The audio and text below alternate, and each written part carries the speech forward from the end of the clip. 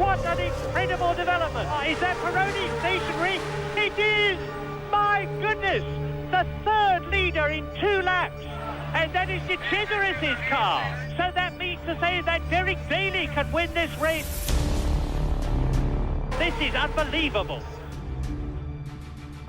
Monaco accueille la F1 depuis 1929. Certes, il y a eu tout plein d'éditions, certes, mais s'il faut retenir une seule édition, c'est celle de 1982. Alain Prost sur sa Renault est en tête de la course. Il reste 3 tours à parcourir. Mais problème, il se met à pleuvoir. Les événements qui vont se passer lors de ces 3 prochains tours sont totalement vrais.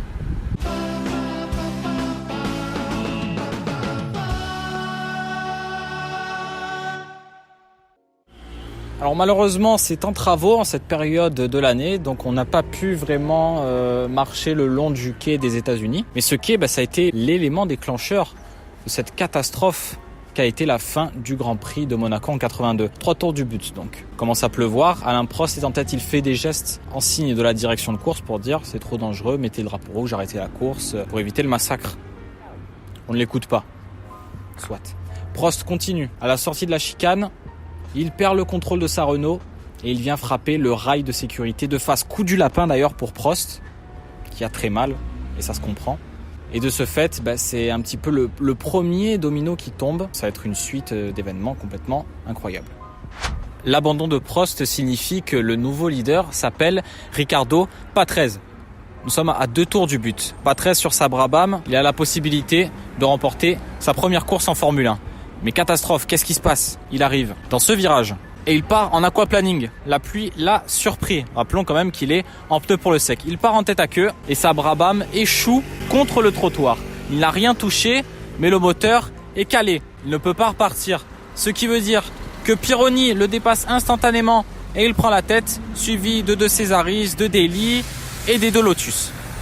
Dernier tour de course. Didier Pironi est en tête, il s'apprête à gagner. Problème, la pluie devient de plus en plus violente et il est vraiment à tâtons, de peur de partir en aquaplaning et de perdre cette course. Il arrive dans le tunnel, sa Ferrari est de plus en plus au ralenti puis s'arrête à cet emplacement là où je me trouve. Court-circuit sur l'allumage du moteur, Pironi n'en revient pas, le stand Ferrari l'attend sur la ligne d'arrivée, il ne viendra jamais. Après l'abandon de Pironi, le commandement revient tout naturellement à Andrea De Cesaris. Vous savez, le fameux, pense à lui d'ailleurs. Le problème, c'est que dans ce virage du casino, à la sortie de ce virage, les caméras se braquent sur lui, l'Alfa Romeo est sans pilote. De Cesaris n'a plus d'essence dans sa voiture. Dans ce cas-là, on se demande, après l'abandon de Prost, de Patrese, de Pironi, maintenant de Cesaris, mais à qui va revenir cette victoire? Ne me dites pas qu'elle va revenir à Derek Daly pour sa première course avec Williams. L'Irlandais va gagner le Grand Prix de Monaco? Eh bien non. Daly ne va pas l'emporter tout simplement parce que quelques tours avant l'accident de Prost, Daly est lui aussi parti à la faute. Il a touché le rail, il a d'ailleurs cassé son aileron arrière, mais il est parvenu à repartir. Sauf que la boîte de vitesse était trop endommagée et dans le dernier tour, il s'arrête ici, moteur coupé. Attendez, il n'y a plus Prost, il n'y a plus Patrese, il n'y a plus Pironi, il n'y a plus De Cesaris, il n'y a plus Daly. C'est peut-être les Lotus de Mansell et de Angelis qui étaient à 1 tour du leader. Vont-ils gagner? Rendez-vous sur la ligne de départ pour avoir la réponse. Les secondes s'égrènent. L'ensemble des mécanos Ferrari se tient vraiment juste à côté du circuit parce qu'ils s'attendent à voir Pironi débouler à tout instant. Rappelez-vous, c'est lui qui a passé la ligne de départ arrivée le premier pour rentrer dans son dernier tour.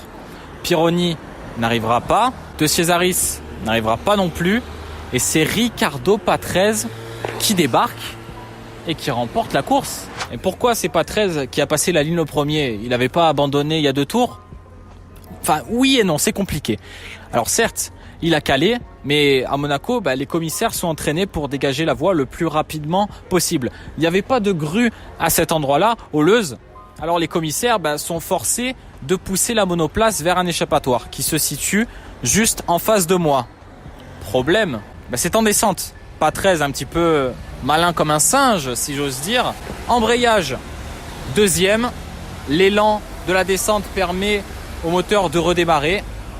Et la Brabham s'enfuit vers la victoire. Ce succès rocambolesque est le premier de Riccardo Patrese en Formule 1. Une victoire qui va faire couler un peu d'encre car l'Italien a bénéficié d'un coup de pouce assez heureux de la part des commissaires de piste. Un coup de pouce qui, je le rappelle, flirte avec l'illégalité. À l'époque, les commissaires n'avaient pas le droit de pousser les voitures pour les faire repartir. Sur le podium, c'est l'incompréhension et c'est le carnage total. Patrese est certes sur la plus haute marche, mais à côté de lui, on trouve Elio De Angelis. L'Italien n'a rien à foutre là, puisqu'il est classé 5e de la course.